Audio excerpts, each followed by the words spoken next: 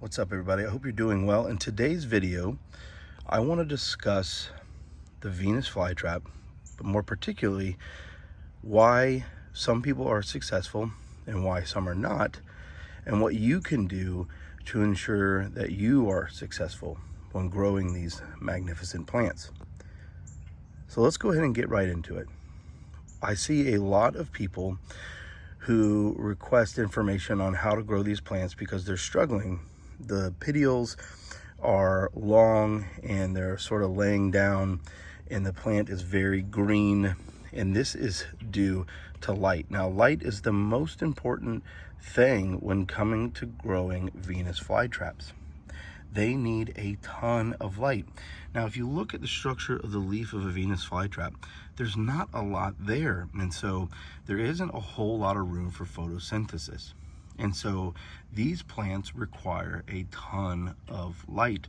Where they grow in the pine barrens of North and South Carolina on the border, it gets very bright and very hot. And so they are used to that. And while they may look tropical, they are very much a temperate plant.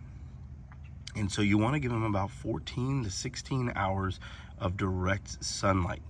Now, if you live somewhere like Arizona or something where it is very dry, then you are going to want to give them a little bit more of a dappled light. But for the most part, they love full light. The next thing I see where people sort of get it wrong with these plants is the water they use.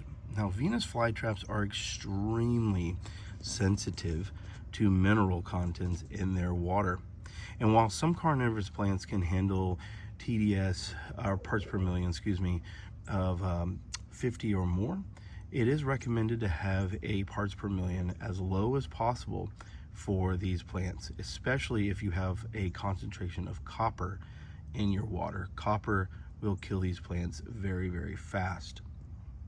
And so I recommend reverse osmosis rainwater and or distilled water, rainwater being the number one. They react very well to rainwater. Next up, and along those same lines, is your soil. Now, a lot of people don't know to use a soil that is mineral free, and so that same rule with the water applies to the soil.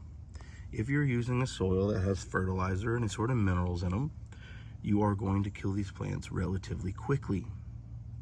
Now, they have developed to catch flies or bugs of any kind, really, for that nitrogen, that fertilizer. The sun is where they get their energy. The catching of the prey is where they get their fertilizer. And so if you grow them in a soil that has some fertilizer or minerals in it, it will overload them and kill them quickly. And so what I recommend is a 50-50 peat moss and perlite. Just make sure that they are mineral free. You can use a sand, like a blasting sand, but you just have to make sure that that sand is mineral free. Now let's talk about water levels. Venus flytraps like very tall pots because they love to stretch their roots out and reach into water. They tend to have more diminutive roots, but their roots can get long. And so if you give them too much water, especially with the combination of not enough light, you are creating a fatal funnel of sorts, and it will kill these plants very fast. And so I recommend a tall pot, 6 inches to 8 inches tall, and then maybe even a 1/4 inch to an inch of water. Now, don't freak out if they have more than that. As long as they have plenty of sun and aeration, they will do fine. But where people a lot of times mess up is they will grow them inside where they don't get the sun, and as a result, they overwater, and it causes root rot or crown rot rather quickly. And now, as we're talking about growing habits, inside or outside, you can grow these plants inside on a sunny windowsill or under grow lights. However, you are going to get the best results by far by growing them outside. These plants, above probably all carnivorous plants I've seen, love the natural light from the sun. And you also have to be careful when you're growing them in the windowsill. A lot of the newer windows have UV protection, and so it doesn't allow those very critical UV rays to get through to the plant. And as a result, the plant becomes sickly. It becomes, the petioles become very long as it reaches for light, and eventually death follows. Now that we're talking about indoor, outdoor, another good reason to grow them outside is they have to. They require a dormancy. Now, I know there's some debate going on right now whether or not they need them, and there is proven science that they can skip their first year's dormancy, but for the most part, by and large, these plants require a dormancy. It's not a want, it is a need. They need time to be able to regenerate all that energy in their rhizomes so they can come back next spring. And growing them outside will allow them to naturally grow through that process, and it doesn't require you to have to do anything like reduce the light time frames or any of those things. Now let's talk about feeding. A lot of times people get very, very enamored by these plants, and it's understandably so. I myself am absolutely in love with Venus flytraps. They have a quality to them that is unlike any other plant in the world. Now, you can love them to death though. And what people will tend to do is they want to feed them to see the traps activate, and so they will feed every trap as many times as they possibly can. Now remember, these traps are meant to catch prey, and why are they catching prey? They're catching prey because they need the nitrogen for fertilizer to help the plant grow stronger.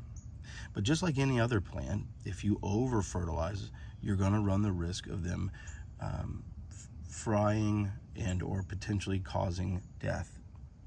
And so you want to be very careful and not love these plants to death. It's okay to feed them and give them food, of course. I'm not suggesting that that's not okay. Especially if you're growing them indoors, you want to make sure you feed them with live prey. And so let's talk about that. A lot of people will try to put dead flies or dead mealworms in there, and that's not going to work. These plants require live prey through an evolutionary process. So let's take this trap for example. As you can see, it is very, very tightly sealed. And let's look at this trap right here. It is not tightly sealed. So there's a couple processes that occur, but without making this video too long, once the trigger hair is tricked twice, it will close sort of like that. Now, to ensure that it's not wasting its energy, if the prey is dead, it will stay just like that and open up in a little bit. If the prey continues to wiggle, it will continue to release more and more calcium, which will close those, which will seal that trap tighter and tighter, and then it will produce enzymes. So why am I telling you that?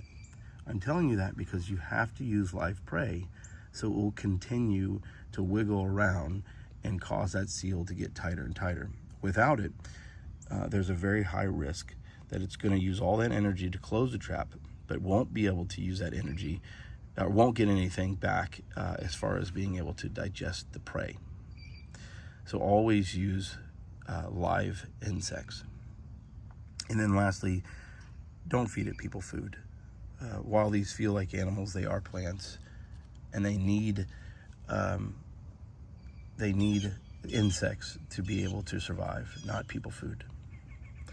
I hope these tips help. If you follow them, more than likely you will have very healthy, beautiful plants to enjoy. As always, I hope you have a wonderful day. Take care. Bye-bye.